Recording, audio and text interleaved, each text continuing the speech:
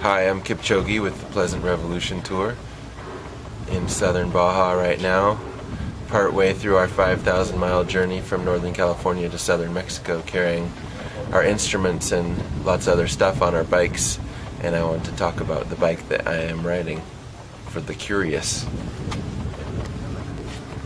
And first of all, let me say that I'm going to be talking about some brand names of components, and in no case has anybody paid me to say good stuff about their products, but much of the stuff on this bike was given to us for free in support of our journey, so there is some interest that I have. But in general, the reason that we asked people for the stuff in the first place is because we were fans of it.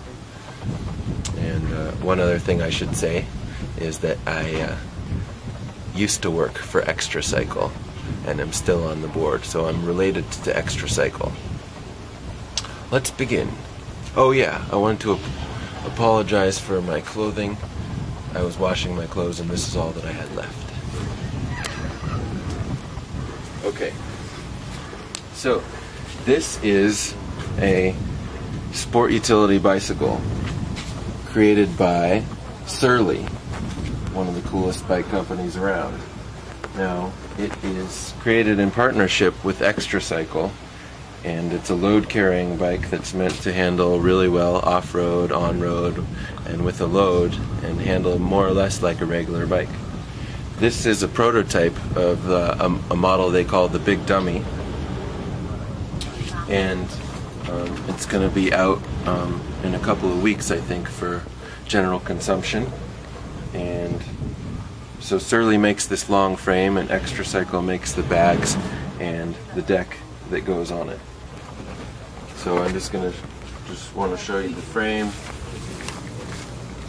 And there's the back part, that's the Extra Cycle part.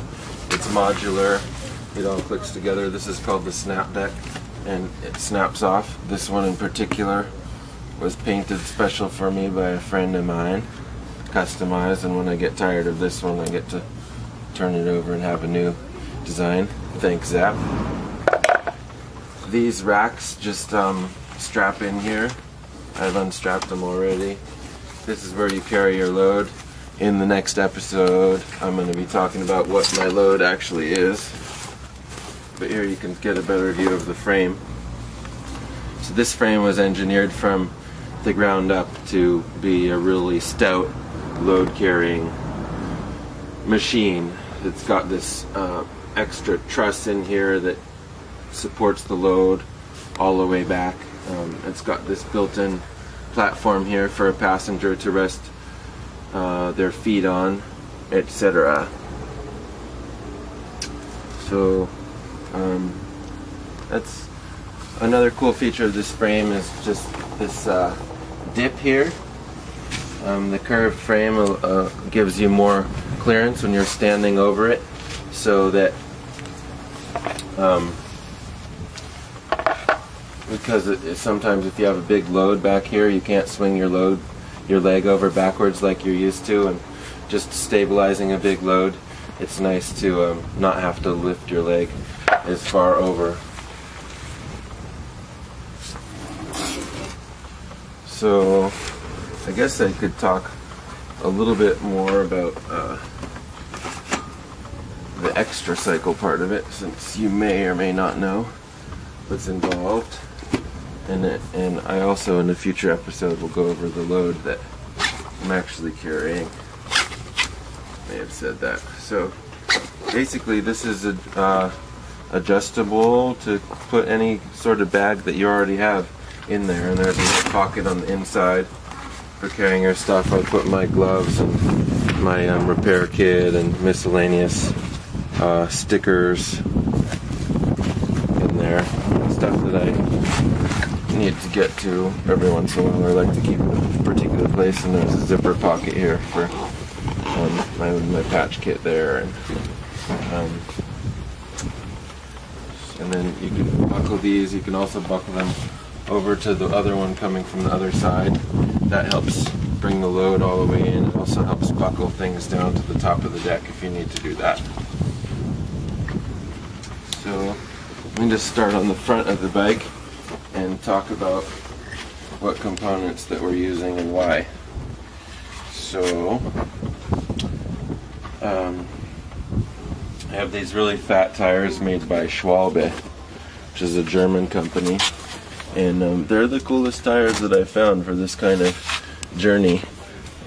This particular one, the Marathon XR, is supposed to be rated for like 10,000 miles or something like that, and it has knobs so you can ride it off-road. We have done some off-road riding on this trip for sure, and it also has almost a continuous bead in the center so that on the road it doesn't have a lot of rolling resistance like a regular knobby mountain bike tire would. And I have the really fat ones. I don't have a suspension fork, and so a lot of the suspension happens in the tire. So the fatter your tire, the more suspension you have, and the higher quality your tire, the more pressure you can put in it. So if you had really fat tires and they were low quality, you wouldn't be able to put much pressure in them without them blowing off the rim. So you have really great tires. They're really puncture resistant, and and so far we've gone about 2,000 miles, and I've gotten one flat, and some people haven't got any flats at all. We all have this kind of tire. The next thing I'll talk about, the rims I have aren't too special. I think it's important to have really strong rims. These are cool ones, but they're not anything extraordinarily beefy. The brakes, these are my favorite kind of brakes. They're made by Avid, and it's a disc brake, but it's mechanical instead of hydraulic. And I like them better than the hydraulic brakes because they are just easier for me to work on. And I'm a just super big fan of disc brakes in general because they require a lot less maintenance than rim brakes. You don't have to adjust your pads so often. When you do need to adjust your pads, it's really easy. You can just adjust them by dialing this knob. If your rim is out of true at all, your brakes don't rub, and so you don't have that problem. The pads don't wear out your rims, and of course they have good stopping power. So when you have a huge load, that's important, especially if you're going down a huge hill. It is possible with rim brakes with a big load and a big hill to get your rim so hot that your tire, your tube will pop, basically. So, and obviously that's dangerous. I've got a fender on there to keep it from raining. It hasn't rained on our trip yet. I think it's because we all have fenders. That's made by Planet Bike, which is a really high quality fender, and it's also a really cool company because they give a lot of their profits to bicycle advocacy, and so we're all running those kinds of fenders. And next up here, I've got a hole in my stem. I would not recommend doing that, but I did put that there for a reason, which I'll talk about in a later episode, basically to help create the tall bike out of this bike. And the grips are ergon grips, and they're super comfortable. They support more of your hand. I'll show you. So it supports this whole flat part of your hand right here and just makes it more comfortable. If I could make them better, I would make them more resistant to sunlight. I guess it's the same problem with all grips, is that they degrade over time in the sun. I have grip shift. I like the grip shift especially on the front derailleur because you can micro adjust it, and so then your chain never rubs, as opposed to if you only have 3 places, then sometimes there's not enough adjustment.